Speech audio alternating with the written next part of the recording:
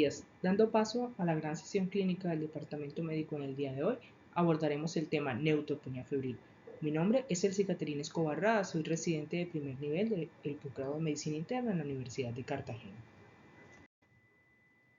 Dándole gracias a mis asesores, el doctor José Correa, y a mi tutora, la doctora Alejandra Vergara. Entrando en la correlación clínica, iniciamos destacando la conceptualización de términos universalmente definidos como fiebre, al concepto de temperatura corporal mayor a 38 grados centígrados sostenida por más de una hora o superior a 38,3 grados centígrados en una sola toma. Asimismo, reconocemos el término neutropenia como el recuento absoluto de neutrófilos por debajo de los 1500 o que se prevea una disminución de este en las próximas 48 horas. Ese grado de disminución podemos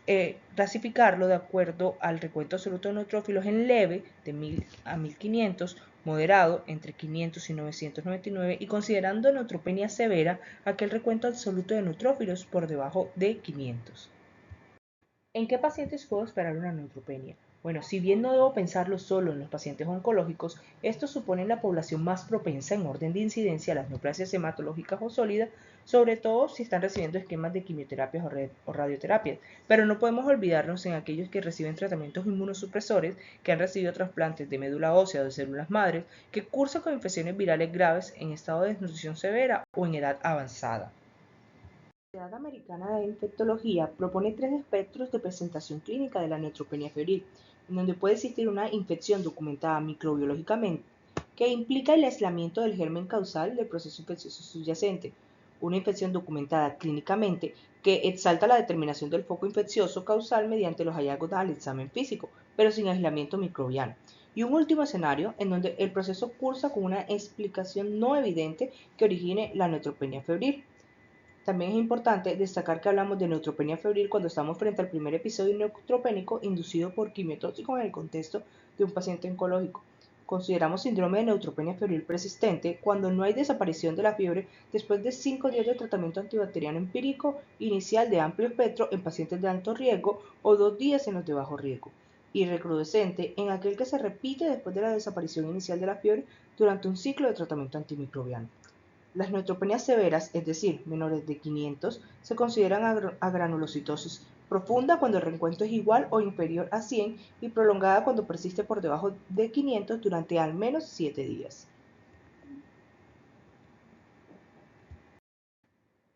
Debemos destacar que, de acuerdo a las cifras globales, la neutropenia es una situación potencialmente mortal y con necesidad de intervención urgente. Se presenta en poco más del 80% de los pacientes con tumores hematológicos y entre el 10 y el 50% de los pacientes con tumores sólidos durante el curso de su enfermedad. Solo entre el 20 y el 30% de los pacientes que lo presentan tienen evidencia clínica de infección, especialmente bacteriemia, de las cuales 18% son por gram negativo y 15% por gram positivo, con una mortalidad agregada del 5% para los tumores sólidos y del 11% para los tumores hematológicos.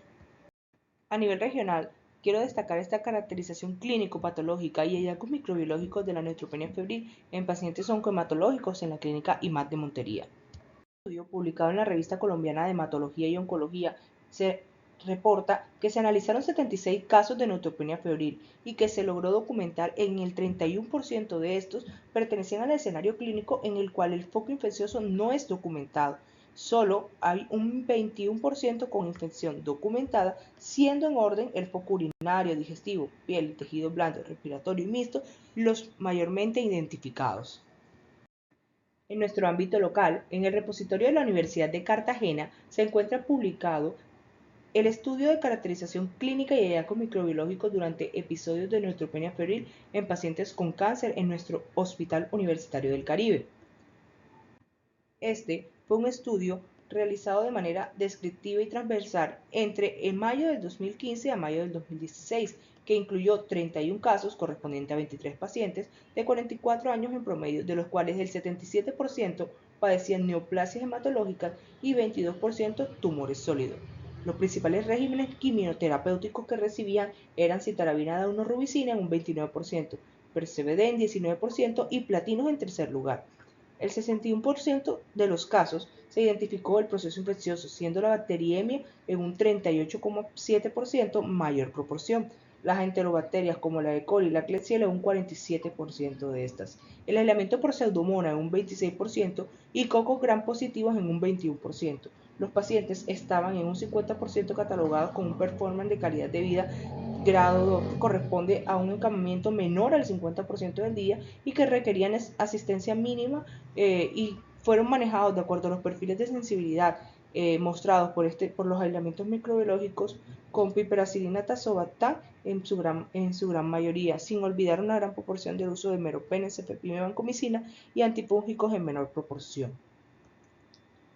Con una estancia hospitalaria promedio muy heterogénea, de 2 a 108 días, que dependía más de factores agravantes de su patología de base descompensada que por la neutropenia febril solamente, lo cual supone un limitante para este tipo de estudios. Si bien se conoce que el desarrollo de la neutropenia se debe a la reducción crítica de neutrófilos causada por la quimioterapia mielosupresora, ya que la pérdida de estas células claves supone un compromiso importante para la capacidad del sistema inmune de controlar procesos infecciosos, permitiendo la translocación de bacterias y hongos, principalmente de la microbiota endógena, a través de barreras epiteliales dañadas, como la mucosa gastrointestinal y oral, por ejemplo. La quimioterapia también induce un desbalance en el equilibrio de microorganismos comensales y patógenos, favoreciendo la activación de receptores inmunológicos. En condiciones saludables, la relación entre el microbioma y el huésped está en completo equilibrio, pero existen numerosos factores que afectan la estabilidad del microbioma en la terapia del cáncer, por ejemplo, el uso recurrente de antibióticos, cambios en la dieta, estrés, medicamentos, lo que realmente genera una dificultad para determinar si el microbioma contribuye a la patogénesis de los procesos infecciosos o es un espectador inocente que cambia con respecto al huésped en el proceso infeccioso. Se ha planteado la hipótesis que el eje microbioma oral-intestinal contribuye por su capacidad para aumentar las respuestas inmunitarias sistémicas y el metabolismo de los fármacos, ya que influye directamente en las concentraciones circulantes de los fármacos quimioterapéuticos y además tiene la capacidad de influir positiva y negativamente en la respuesta inmune del huésped. La respuesta inmune innata es la antigua respuesta de reconocimiento de patógenos en el cuerpo humano, ya que los receptores de respuesta del huésped a los patógenos invasores se encuentran en el tracto digestivo. Estos realmente pueden incluir los receptores que contienen repeticiones ricas en leucina, los NLR, o los receptores activados por proteasa, y probablemente la familia de receptores mejor descrita son los Toll receptors, específicamente los Toll receptors 2, 4, 5 y 9, que tienen la capacidad de activar el factor nuclear kappa mediante la unión a patrones moleculares asociados a patógenos, logrando activar cascadas proinflamatorias y regulando la presentación de antígenos a células inmunes, liberando cascadas de citoquinas proinflamatorias. Se han identificado factores predictores de aparición de neutropenia febril que pueden estar relacionados con el paciente, con la enfermedad o con el tratamiento, por ejemplo, correlacionados con el paciente directamente a una edad superior a 65 años, el sexo femenino, obesidad, comorbilidades cardiovasculares, renales, endocrinas y alteraciones en la masa corporal, ya sea por gran superficie corporal o por mal estado nutricional, directamente relacionado con la enfermedad, el aumento de la deshidrogenasa láctica, la amiloidosis, la linfopenia o los estadios avanzados de las neoplasias, y relacionados con el tratamiento, el uso de dosis planificadas intensificadas o regímenes de alta dosis, el no uso de factores estimulantes de crecimiento hematopoyético de manera profiláctica o variables como el Karnofsky o el ECOG, la presencia de múltiples metástasis, 3 o más al menos, las comorbilidades cardiovasculares, haber recibido una cirugía reciente, que tenga agentes alquilantes en su régimen de quimioterapia o que tengan hiperbilirrubinemia o linfocitos por debajo de 0,7. Con el fin de agrupar y organizar estos factores de riesgo, se han propuesto sistemas de puntuación validados para estimar complicaciones, como fue inicialmente la regla de Talcott, que básicamente agrupaba el riesgo de acuerdo a las características generales de la enfermedad al momento de presentar el episodio de neutropenia febril, siendo grado 1 aquel que presentaba el episodio de neutropenia estando hospitalizado, grado 2 que tenía algún tipo de comorbilidad cuando presentaba el episodio de neutropenia, grado 3 en las neoplasias no controladas o grado 4 sin ningún antecedente asociado. Posteriormente, el índice clínico de neutropenia febril estable, denominado CISNE, que evaluaba el estado funcional con el ECOG superior o igual a 2, la presencia de hiperglicemia inducida por estrés, enfermedad pulmonar obstructiva crónica que se encontraba en el tratamiento, la historia de enfermedades cardiovasculares circulantes también, la presencia de mucositis o la presencia de recuento de monocitos por debajo de 200. Sin embargo, es la MAS, Multinational Association Supportive Care in Cancer Score, El mayor predictor de pacientes de bajo riesgo. Esto evalúa el grado de afectación de la enfermedad, la ausencia de hipotensión, la ausencia de EPOC, la neoplasia sin infección fúngica previa, no deshidratación, el manejo ambulatorio y la edad de menor de 60 años, en donde una puntuación mayor a 21 supone un riesgo bajo de mortalidad, de 15 a 20 un riesgo moderado y menor de 15 un riesgo severo. El abordaje diagnóstico esquematizado que se propone según la literatura de las sociedades americanas incluye que debemos partir de un análisis exhaustivo de la historia clínica, que especifique el tipo de diagnóstico histológico, la estratificación, el ciclo de manejo en el que se encuentra, las comorbilidades y la exposición en la que éste esté. De ahí partir hacia un examen físico analítico que se complementará con un recuento sanguíneo completo, química sanguínea, toma de cultivos y realización de imágenes pertinentes. En cuanto a la evaluación del examen físico, debemos tener en cuenta que muchas veces nuestros pacientes podrán llegar con manifestaciones subclínicas o poco evidentes de un proceso infeccioso. Por ende, es necesario analizar sistema por sistema las principales manifestaciones y así poder tener en cuenta un mayor proximidad diagnóstica. A nivel del sistema gastrointestinal y genitourinario, es importante destacar que muy comúnmente cursan con infecciones bacterianas y fúngicas, por lo que debemos prestar bastante atención a la presencia de dolor abdominal, diarrea, disuria o dolores en flancos, o síntomas urinarios específicos o inespecíficos. En cuanto a las infecciones de piel, la celulitis y las infecciones fúngicas son las más predominantes. Debemos vigilar la presencia de eritema, hinchazón, dolor, identificar los dispositivos que nuestro paciente pueda tener. En el sistema respiratorio, lo más comúnmente encontrado son la presencia de neumonía bacteriana o infecciones fúngicas invasivas o la presencia de infecciones concurrentes por virus respiratorios. Por ende, debemos analizar la presencia de fiebre con tos asociada a dificultad respiratoria o dolor pleuritis. A nivel del sistema nervioso central es más comúnmente la identificación de meningitis, encefalitis o la presencia de accesos cerebrales, por ende hay que analizar la presencia de síntomas neurológicos focales. A nivel de cabeza y cuello, la otitis externa maligna, la celulitis periorbitaria y la gingivitis necrotizante. Por ende debemos analizar si existe la presencia de atalgia severa, que se irradia articulación temporomandibular, la presencia de otorrea, edema, eritema, dolor periorbitario o mandibular. Es muy importante tener en cuenta que también existe un riesgo de bacteriemia y sepsis. Aquellos pacientes sobre todo que tengan una fiebre persistente, que tengan escalofríos, hipotensión o signos de shock, debemos considerarlo como una fuerte probabilidad diagnóstica.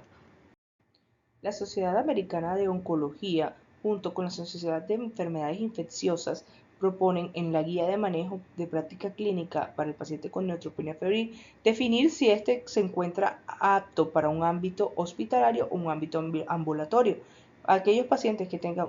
una neutropenia de bajo riesgo y que cumplan con condiciones organizativas, sociales y psicológicas podrían ser considerados para manejo ambulatorio, mientras que aquellos pacientes que cursen con un MAS score menor de 21 y al menos una de las siguientes características, es decir, neutropenia febril que aparezca durante el proceso de hospitalización, que tenga alguna condición clínica inestable, una granulocitosis de al menos 7 días, insuficiencia hepática o renal, que tenga progresión de la enfermedad, infección clínicamente significativa y mucositis de grado 3 o 4, requieren un manejo hospitalario. La bioticoterapia empírica sigue siendo la piedra mágica del manejo. Entonces, en una neutropenia de bajo riesgo, se propone el uso de ciprofloxacino junto con amoxicilina más ácido clavulánico, moxifloxacino o levofloxacino y definir si el paciente requiere una terapia endovenosa, mientras que aquellas de alto riesgo, el uso de betalactámicos contra actividad contra pseudomonas en combinación con aminoglucósidos o vancomicina, junto con aplicaciones especiales en los pacientes con sepsis. Por ejemplo, en los pacientes que cursan con un shock séptico, no olvidar el requerimiento de fluidos, oxigenoterapia, vasopresores y corticoides. Y aquellos pacientes que cursan con diarrea, adicionarle metronidazol o vancomicina y hacer siempre un análisis fecal para toxinas de Clostridium difficile.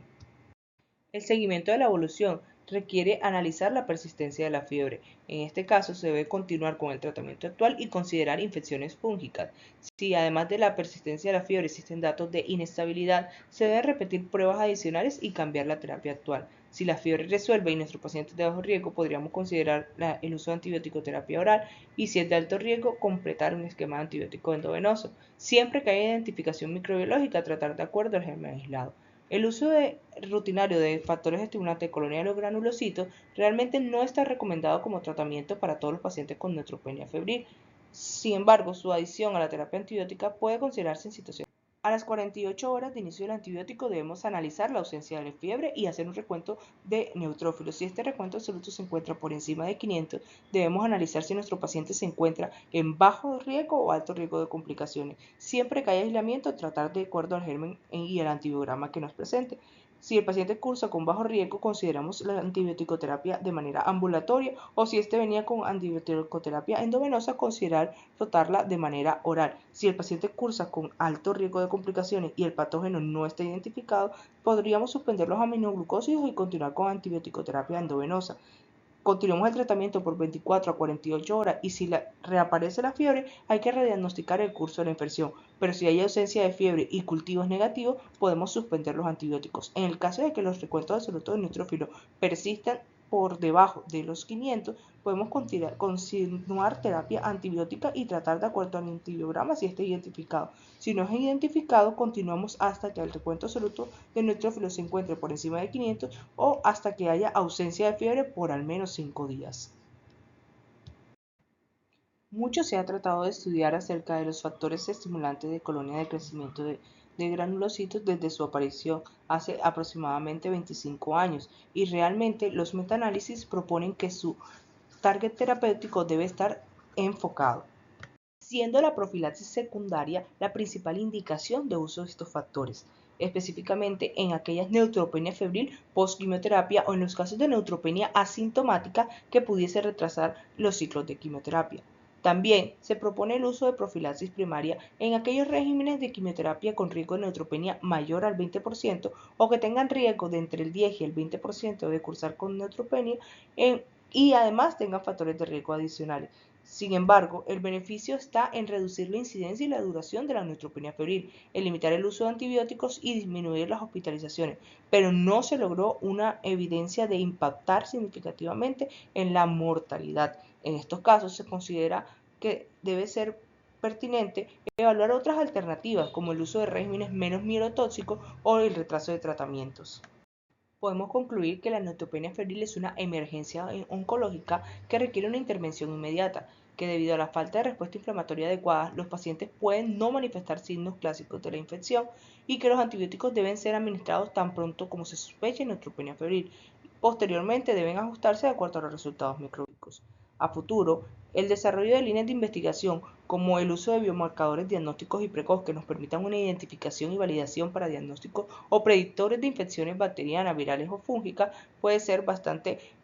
prometedor para el desarrollo de nuevas tecnologías. Asimismo, la modulación del sistema inmunológico mediante potenciadores del sistema inmune que no aumenten el riesgo de complicaciones o el desarrollo de algoritmos predictivos o inteligencia artificial que permitan estratificar el riesgo y proporcionen tratamientos adaptados al perfil de riesgo individual,